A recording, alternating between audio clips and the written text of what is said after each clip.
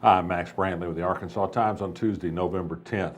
News from Arkansas today includes the discovery that a new interview that's been posted on the Arkansas Supreme Court website on oral history with recently retired Justice Donald Corbin has some news in it. Corbin talked to Ernest Dumas, who does these interviews and is a columnist for the Arkansas Times, among many momentous cases during his career on the court: voter ID, to name one, death penalty cases, to name some others. But of most recent interest is his participation in the case on same-sex marriage in Arkansas. Justice Corbin reveals in the interview that some of our reporting previously has been correct. There was a 6-1 vote on the court in favor of overturning the state's ban on same-sex marriage on federal constitutional grounds. That opinion was authored by Courtney Goodson, who's running for Chief Justice this year, but the opinion was never released. There's a lot of ins and outs that went into the delay. Ultimately, the Supreme Court issued no decision at all in that case, deferring the U.S. Supreme Court. But what Corbin has to say is interesting. It almost certainly will figure in issues in this year's race for Chief Justice between Goodson and Circuit Judge Dan Kemp.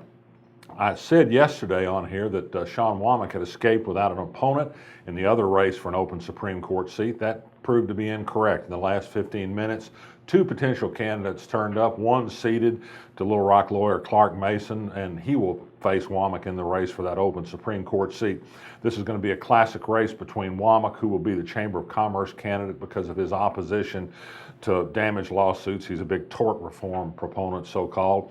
And Clark Mason, who is a trial lawyer who's represented all sorts of people, but yes, he has represented people in personal injury cases, which is what the tort reform movement is all about stopping.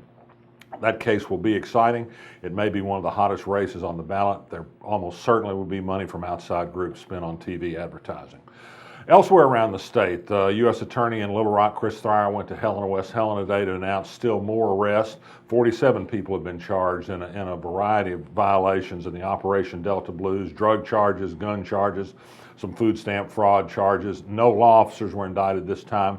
This operation has resulted in dozens of arrests and undercover stings, but it hasn't reached very far up the law enforcement chain as some people speculated that it might. No prosecutors, no judges, yes, some police officers, which is not a good thing, but not as high up as some thought it would go.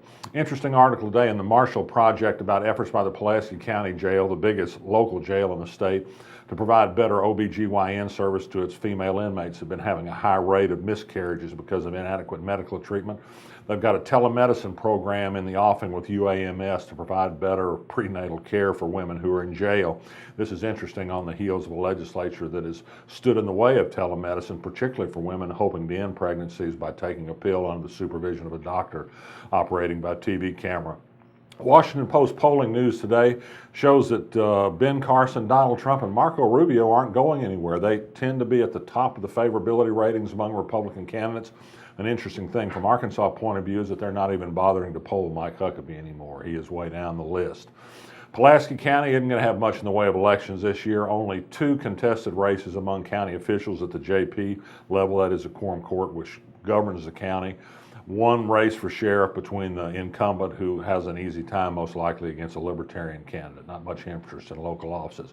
Tom Cotton made news yesterday. He thinks there's just too many deadbeats getting Social Security disability payments. He wants to do something about it. He suggested in a speech to the Heritage Foundation that yes, Social Security benefits might cause drug addiction, really. Tom Cotton is getting out there on some of these issues, finding causation and correlation that other people doubt is the case. The Mississippi Miracle, some call it. The Hunter Heave, others call it. It's the famous play that kept Arkansas alive last week in the game against Ole Miss. It's been replayed 1,000 times. On our blog, you'll find ESPN's extensive breakdown of this play and number of feet the players were apart, their speeds, their motive force, and scientific analysis of this amazing play. It's a lot of fun even for people who aren't big football fans. And finally, can we send out a shout out to Dallas? The Dallas City Council in recent weeks has been reshaped by people elected because they wanted to tear up freeways, not widen existing freeways. They've just passed a change that extends equal rights protection to transgender people, and they're requiring a minimum pay of almost $11 an hour of people who work for city contractors. Dallas has 1.2 million people. We have 300,000, but our people seem to know better. We like lower pay, discrimination against gay people, and more freeways. Somebody's getting this right and somebody's getting it wrong. Who do you think it might be? I'm Max Brantley. That much I'm sure of. I'll be back tomorrow. You feel it in your heart. the spirit of Little Rock. We've had that spirit since 1927, helping build our city by producing decades of leaders in the heart of our state.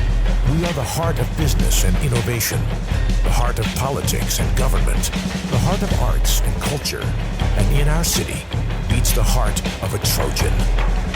UALR, we are Little Rock's team and Little Rock's University.